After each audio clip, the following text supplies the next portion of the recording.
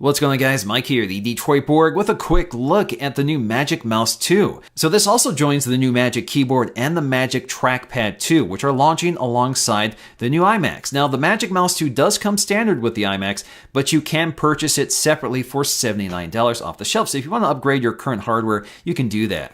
Now, before we talk about what's new, let's get to the unboxing. So the box itself is pretty simple here. Of course, we have our Apple logos on either side, and we have our pricing and model number information on the back. Taking off the plastic and lifting the lid, first thing we'll see here is the Magic Mouse 2, which looks a lot like the previous generation with this multi-touch glossy surface along the top. It still works the same. We have a full physical click here, so it's not like a force touch sort of setup like you get with the new Magic Trackpad 2. So if you like a traditional click, you still get it with the Magic Mouse. Now, of course, the big visual difference here is along the back. There is no longer a removable panel for swapping out the batteries. Instead, we get a lightning connector, which allows you to recharge the battery internally. But of course, this means it can't be used while it's charging, but it will charge pretty quickly here. So 2 minutes of charge should deliver 9 hours of use. It takes about 2 hours to fully charge, which is good for about a month or better. Setting that aside really quickly, let's remove the tray and take a look at the accessories.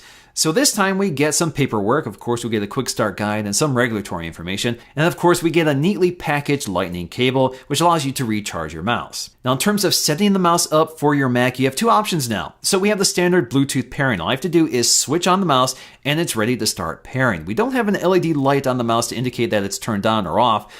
So you'll have to take a look at your Mac to find out if it sees it or not.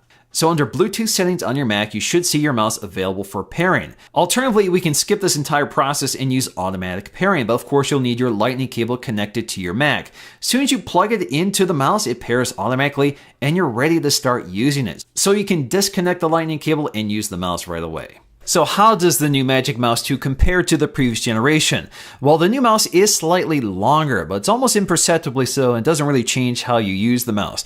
But it is noticeably lighter. We go from 3.9 ounces to 3.5 ounces, which makes the mouse lighter and quicker to move around on a surface. That combines with redesigned pads along the back, which reduces friction. And generally speaking, the mouse is a lot quicker and easier to use than before, and it is noticeable. Now, although we have a new design, the design itself is mostly carried over here. We have this aluminum frame along the back, which is all sealed in this time for the Magic Mouse 2. You can see we have a black Apple logo instead of a white Apple logo. We lose the battery door, so of course you no longer have to pop off the batteries, which is really nice. Once again, we have our on and off switch in the same location as before, right next to the optical sensors, which still cannot see glass, so you can't use this on the glass table, unfortunately.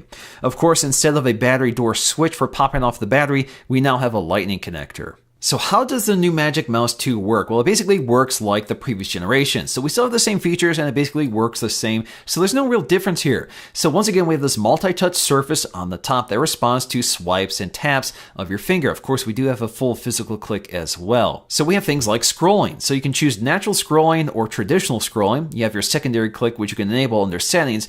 So if you press on the right side of the mouse, you have your secondary click. We also have smart zoom. So if you just double tap the surface of the Magic Mouse, this will zoom in for you, not double press, just double tap. You can also adjust the tracking speed as well. We can also swipe between pages, so we can swipe left or right to navigate back and forward in the browser.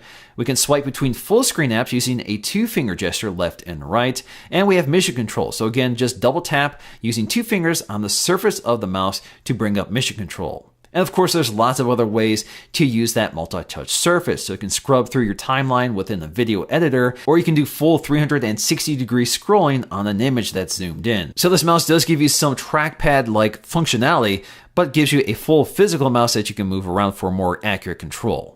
So in the end, the Magic Mouse 2 works a lot like the previous generation, but with an internal battery which allows you to quickly charge it with a lightning cable most people probably already have connected to their Mac. I think it's a lot easier than swapping out batteries when they run out from time to time. I also like the lighter and more solid construction. But ultimately, if you're not a fan of the previous generation, you're not going to be a fan of this. It's still a small mouse that can be a little difficult to use for an extended period of time. So for example, like a video editor such as me, I don't really like using this mouse just because it's not very comfortable to use over an extended period of time. It's pretty small to grip, especially with my large hands. So for me personally, I still prefer the Logitech MX Master, which gives me a nice ergonomic grip and a lot more precise control over what I'm doing. And because the Magic Mouse has a touch surface along the top, sometimes you accidentally brush against it, which does things you don't want it to do, like scroll through your timeline. Alrighty guys, so that's going to do for me in this video. I will be covering the new keyboard and the new Magic Trackpad 2 in separate videos, so stay tuned for that. And of course, I will be covering the new iMacs. Alright guys, thanks for watching. If you like this video, please give it a thumbs up to let me know, and I'll see you again in the next one.